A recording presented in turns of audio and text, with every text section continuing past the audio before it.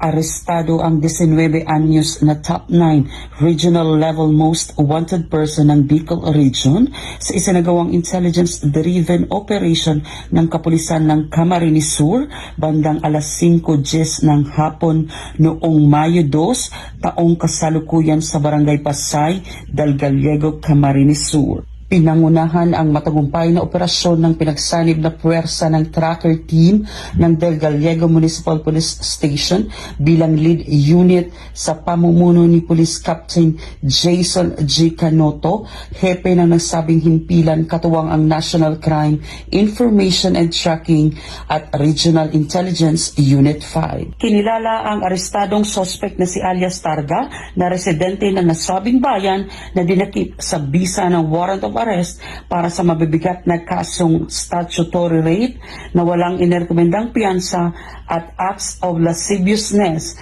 na may piyansang inerekomenda na 36,000 piso. Matapos maaresto, agad na dinala ang suspect sa Del Gallego Municipal Police Station para sa tamang disposisyon, dokumentasyon at turnover sa kaukulang hukuman. Upang matiyak na manatiling ligtas, maayos at mapayapa ang buong bayan.